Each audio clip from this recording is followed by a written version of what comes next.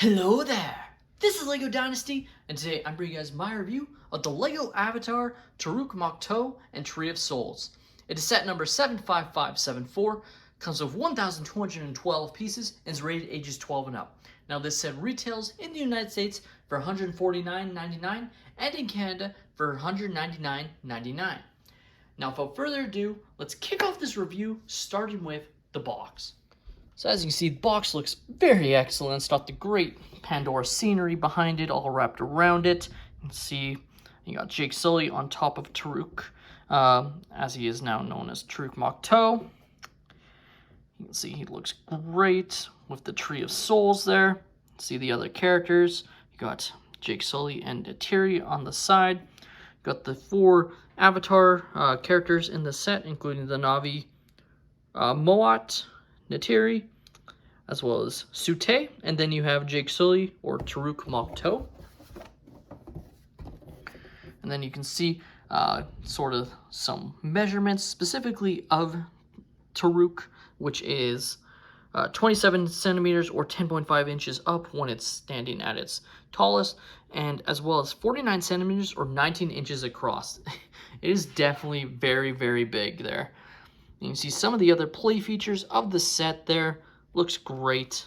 Now before we take a look at the set, I think it is notable to talk about the manuals here. So they are all the newer style manuals with, the sort of rendered images that don't look very good. But what's very interesting is it has 4 different manuals, and they're all different sizes, which I have never seen before. So you have the smallest one, which is book 1. You can kind of see what builds into that. And then the second book, which takes bags 2 and 3 and builds sort of that cave entrance there. And then 4, 5, and 6, which builds the Tree of Souls. And then 7, 8, 9, which builds Toruk Makto. So very interesting. This is definitely what I would describe as the flagship set of the LEGO Avatar theme. It has lots of images from the first Avatar movie included in it, showing what each set or parts of the set represent from the film, which is very cool. Now, the set also notably has quite a few extra pieces. I've compiled them all into this bag. You have the brick separator. You have 4 extra of the Avatar tail pieces. See some of the other extra pieces I ended up with. So quite a few pretty decent ones there. Taking a look at our first minifigure, we have Jake Sully in his sort of war paint there, in his Avatar body, of course, and he looks excellent. Great printed detail, and that's really all there is to it. All these avatars are pretty consistent with the blue, of course, and obviously because of the way the head had to be designed, does not have a double-sided face, but still he looks excellent. And it's a very cool minifigure with his bow and arrow, which is a bigger style bow. The next minifigure we get is Tsu-Tey, who's sort of becomes, spoilers, but again, this is at this point a pretty old movie. Obviously, sort of a rival of Jake Sully, and becomes the sort of clan leader of the Omaticaya people. And he looks excellent. Very awesome to see this minifigure. I kind of love his character looking back at it, so great to have him as a LEGO minifigure. And he's got great printed torso there, going to his legs. You can see the back print in there. The great thing about these hair pieces is it makes it easy to showcase the back printing. And same thing, no double-sided face or anything because the ears are pushed back, so you can't really have the hairpiece accurate if you had back hairpiece or back head printing. And he has his signature knife. The next character we get is Moat, who is of course the sort of the shaman of the Omaticaya people and Neytiri's mother, and she is very accurate, looks excellent with the red sort of uniform there and her walking stick. Got the great head printing there, which is very accurate, and yeah, just a great minifigure. And finally, the last minifigure included is Neytiri, and still a very good minifigure. Neytiri's been one of the more main sort of Avatar characters, so we get her in quite a few sets. And yeah, she looks great with her torso and leg print in there. Great face print, which I think really does capture the look of the characters from the films. I think they did a great job of that. And she too has a bow. I would have loved if they had a special, maybe printed bow, or, made this bow slightly different, because her bow in the film, near the end of the final battle, is significantly different than the regular bows, as it's sort of the clan leader's bow. So it would have been nice if we had something to differentiate it, rather than it just being the same as the one we get with Jake Sully. So yeah, kind of a minor gripe there. Now, the minifigures included in the set are very good. I think the only one I would like to see, especially based on what the scene is showing in the back, is having a Dr. Grace Augustine in her avatar body, as well as her human body, because the scene it represents on the back of the box is when they try and transfer her consciousness into her avatar body as she has been shot. Again, spoilers for the film, but it's been out for over 10 years now. Or if they didn't want to do those two minifigures, maybe including Jake Sully's human form, because again, at the end of the film, he is transferred fully into his avatar body rather than being in his human form, which I think as well would have been very good. Either or, I think, would have been good choices, and I think would have added to the set. Now, let's take a look at Toruk.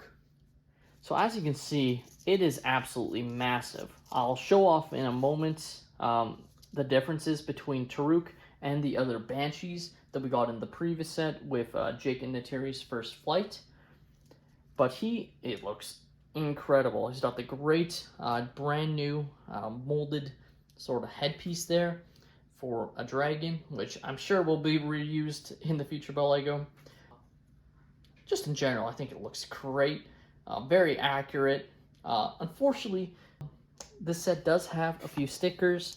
I'll show where, they're all on the back of his body. These are the only stickers in the set. They kind of run up all the way. So here, unfortunately, and here. Would have been nice if at least some of these pieces were printed rather than stickers. Now, these sort of wing pieces that attach to the Technic studs are not stickers. They just fit inside. They have these holes that you push them through. But I prefer those compared to stickers, because they definitely aid in the value of the set and look great, and are definitely far easier to apply than stickers. You just have to push them through the hole, and they're a pretty strong material. Like, they're not going to break. Like, you'd have to use a significant force to try and rip them. I mean, they're probably cuttable with scissors, as an example, but unless you're like really trying to rip them, these are very sturdy and aren't going to rip. Now, you can fit Jake Sully on top, which we will do.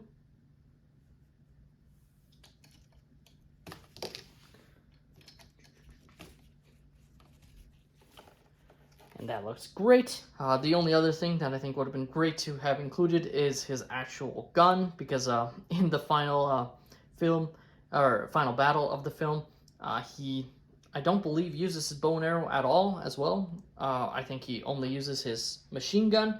So it would have been nice again to have that symbolism or inclusion, but not surprising. Really only Star Wars and Indiana Jones seems to get guns on a consistent basis. But you can see Jake Sully looks great on top there. He is linked in the back with that piece, which looks great. You can open Toruk's mouth there, so you could have him eat one of the other characters. We'll have Tsu-Tey, since he is sort of Jake's rival. And it works okay. Like, it's not perfect, especially with the avatar tails. It's sort of hard to fit them inside and keep it held inside. But a regular minifigure without the tail piece would probably fit in the mouth better and is more accurate, of course, since Toruk is sort of just eating humans and throwing them off of their ships and whatnot. Now, you do have some opposability, so you can move the head and, adjust as necessary. There's some opposability of the legs, you can see, so you can really expand the wingspan. So here I have Neytiri's. The two Banshees in that set are pretty much the same size, so I'm not going to show both. But you can really see just even here how much of a size difference there is. Like, don't get me wrong, like the wingspan is decently similar, but the whole weight or size of the underbelly really is quite significant. And yeah, you can really see it there, I'd say. Obviously, yeah, Jigsaw is sort of just hanging on for dear life there. But just in general, very nice to see that accuracy, as, of course, Toruk is far bigger than regular Banshees in the film. Now, the next build we'll take a look at actually can be divided into 3 smaller builds, which is how we will show it off, just as it's a bit easier there. So first off, we have this nice little scenery. Very simple little build. You got some shrubbery and trees to represent Pandora. Looks very nice. And it connects, as you can see, right down here. Very similar to like the Mos Eisley Cantina set, where you could split the set off. It had these little connection points and pretty much operates at the same idea. And you can actually have the attacher part here and then the other part on this side, so you can sort of play around with how you display the set. So, same thing for this one. It's kind of some nice sort of shrubbery and trees there. Just a nice little smaller piece that you build that can be combined to this main sort of entrance. And lastly, we have the main build here, which actually has room for Toruk Makto, so I'll show that off later. But you can see it looks great. It's got the floating mountains sort of aspect going on here, as it has the translucent pieces with these floating rock formations, as that is accurate to the floating mountains of Pandora. This set actually is very accurate in look and not accurate necessarily in scale, but very accurate in look to how it is in the film. So I applaud the LEGO designers of this set for getting it as close as they could at the scale that they did, because I think that's great. And you see very nice shrubbery pieces. Realistically, there's not even a lot of stud space to put minifigures. It's mostly to help you display Toruk Makto, which I'll grab right now. So on Toruk Makto, you can see there's this part here, and that is where you will fit Toruk.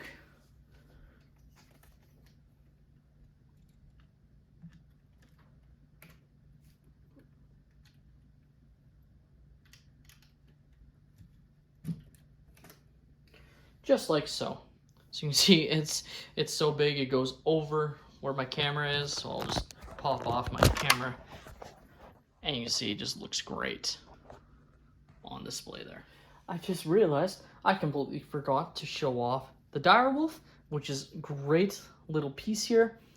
It's all sort of one molded piece with the sort of standard where you place a block and a stud to represent when no one is in it, and then you pop that off to represent when someone is riding it. So we'll put Tsu-Tey inside. So pretty basic build there. You put Tsu-Tey on, you attach his sort of neural link. As we see Tsu-Tey riding these in the film, I think it just makes sense. And he looks great on it. So you can, of course, have him hold the other link, just so it doesn't stick out like that, and kind of is used almost as reins, like you would for a regular horse. And he looks great. Now the final build of the set is the Tree of Souls, which is very cool how they designed it. It's a little bit small for my liking, but I think at the scale they made it at, it actually looks very good. And it uses some very cool pieces like lightsaber hilts in sort of a pinkish color rather than a regular, red, green, blue, or purple color that we are accustomed to. I don't think I've seen the lightsaber hilts in that color before, other than if they were like taken from the factory at that color. But you can see some great detail there, and to represent sort of the vines that the Na'vi will attach each other to, we'll use Neytiri to sort of place her where they sort of want to represent these sort of bed areas Obviously still have her bow in, but that's kind of what they show off on the back. And it's why I think they could have put in either a Grace Augustine or a Jake Sully just human character to represent him transferring his consciousness into that. It wouldn't have been perfectly accurate, of course, but I think it would have been a little bit more accurate than what they chose to do, because I think they only show they ever show Jake Sully or Neytiri on the back to represent this scene, I believe, which is just a bit inaccurate and something I would have liked to have seen more attention to detail taken care of. You can see how the tree is built there with all these sort of pieces to represent, how the Tree of Souls look. And it just looks really cool. Now in the film, it comes off as more of a white color than this pink to me, but I'm okay with the color they chose because I think that just makes it stand out a little bit more even. And yeah, that is the Tree of Souls. Kind of sped run through it, but there's not a whole lot. It's just a lot of detail. You can see how they built it there. The LEGO Avatar Toruk Makto and Tree of Souls set is an absolutely great set, and if you're a fan of LEGO Avatar, it is absolutely, to me, a must-have. I think Toruk Makto is absolutely incredible. Or Toruk, I should say, the large Banshee is absolutely incredible. The attention to detail is awesome on him, and I think having the Tree of Souls build is a great addition to the set. You also get 2 great minifigures in Moa and Tsu-Tey, which you can't get in the other sets, which is absolutely outstanding, I gotta say, and I just think this set is great. Now, it does have some sort of things that I wish were a little bit different, such as some minor details, such as not including a Grace Augustine, either in her human form or her avatar form, or both, to represent the scene where they try and transfer her consciousness, or even just including a Jake Sully human minifigure to represent when he transfers his consciousness at the end of the film, as well as the minor detail of the Neytiri's bow. Just those minor things that I think slightly take away from the exact scene this set is sort of lifting itself from. And again, I know talking about the end of the film is obviously different, since this is sort of taking place right before the third act of the film when the final battle commences. Now, having said that, I think the set is still outstanding. It's definitely my favorite of the LEGO Avatar sets. I think the Toruk as the large Banshee is gonna look incredible on display. I'm very excited to show my some of my family members that are big fans of Avatar just what it looks like, because I just think this set is absolutely outstanding. But at the end of the day, that's all my opinion. Let me know your guys' thoughts on LEGO Avatar and the Toruk Makto and Tree of Souls set in the comments down below. Are you guys planning on picking up the set? Let me know down below. Please leave a like and subscribe if you have enjoyed, and have a great day, everyone.